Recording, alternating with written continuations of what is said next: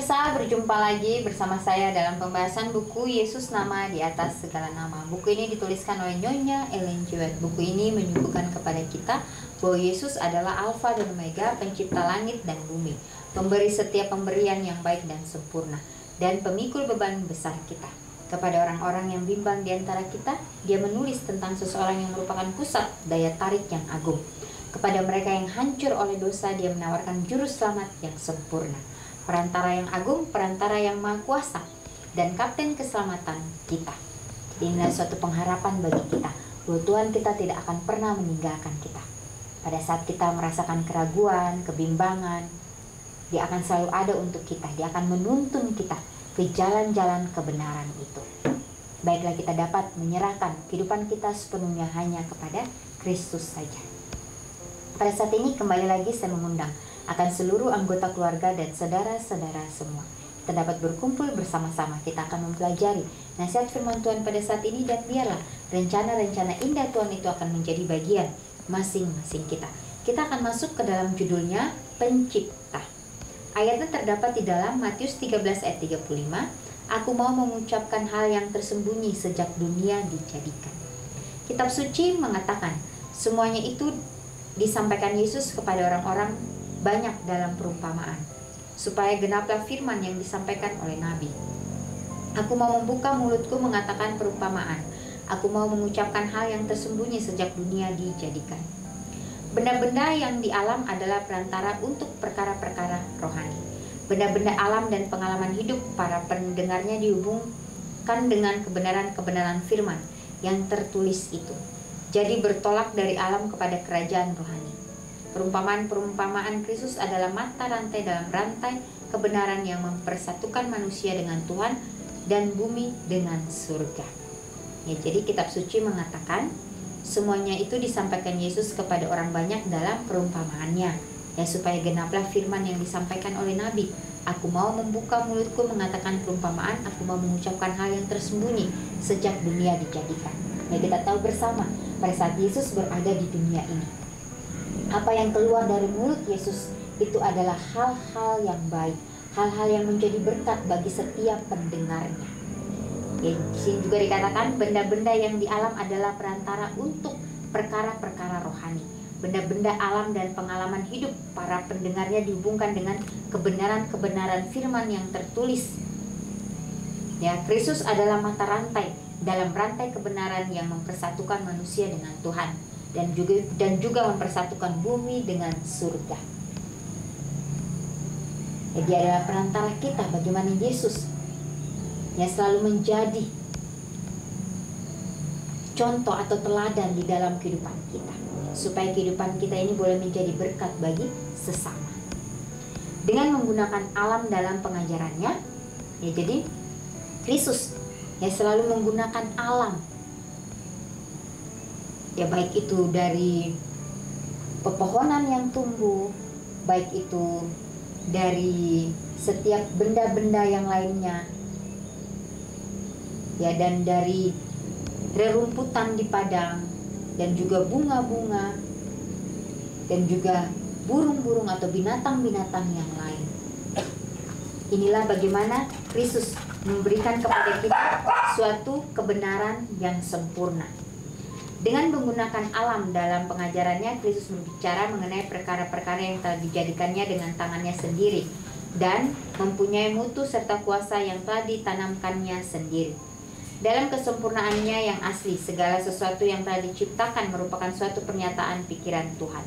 Bagi Adam dan Hawa di tempat tinggalnya, di Taman Eden, alam penuh dengan pengetahuan mengenai Tuhan, penuh dengan pengajaran ilahi. Hikmat berbicara kepada mata dan masuk ke dalam hati, karena ia berbicara dengan Tuhan di dalam pekerjaan penciptaannya. Segera setelah pasangan yang kudus itu melanggar hukum yang maha tinggi, cahaya terang kemuliaan wajah Tuhan lenyap dari wajah alam ini. Bumi sekarang dirusakkan dan dinodai dosa.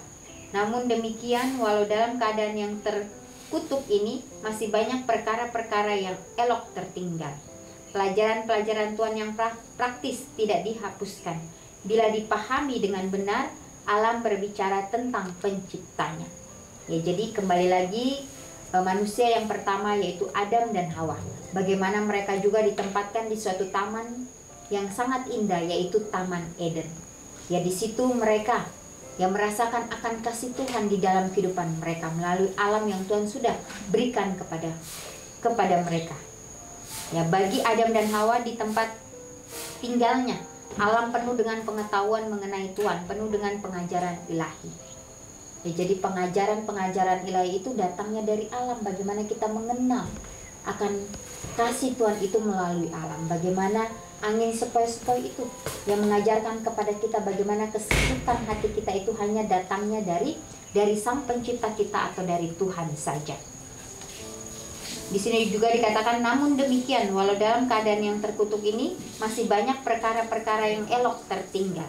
Pelajaran-pelajaran Tuhan yang praktis tidak dihapuskan. Bila dipahami dengan benar, alam berbicara tentang penciptanya. Pada zaman Kristus, pelajaran-pelajaran ini telah kehilangan makna. Manusia telah hampir-hampir tidak dapat melihat Tuhan dalam pekerjaannya. Keadaan dosa umat manusia telah menyelubungi wajah ciptaan yang indah dan gantinya menunjuk kepada Tuhan. Pekerjaan-pekerjaannya menjadi sebuah perintang yang menutupi Dia. Manusia memuja dan menyembah makhluk dengan melupakan penciptanya. Orang kafir yang menjadi sia-sia dan hati mereka yang bodoh menjadi gelap. Di dalam Roma 1 ayat 25. Begitulah di Israel. Ajaran manusia telah menggantikan ajaran Tuhan. Tidak saja mengenai alam, tetapi upacara pengorbanan dan kitab suci itu sendiri. Semuanya diberikan untuk menyatakan Tuhan. Dibuat begitu menyimpang sehingga ia menjadi alat yang menutupi Dia. Ini ditulis dalam Seri Membina Keluarga jilid 5 halaman 12. Ya, jadi ini suatu hal yang sangat indah yang kita dapat pelajari di dalam kehidupan kita. Bahwa pada zaman Kristus, pelajaran-pelajaran ini telah kehilangan maknanya.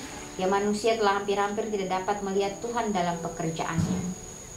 Ya, keadaan dosa umat manusia telah menyelubungi wajah penciptanya yang indah dan gantinya menunjuk kepada Tuhan. Ya, jadi jangan sampai kita terus dikelabui oleh si jahat itu. Ya, dengan hal-hal yang membuat kita bahwa itu adalah hal yang benar. Ternyata itu adalah hal yang salah yang kita sudah ambil di dalam kehidupan kita masing-masing.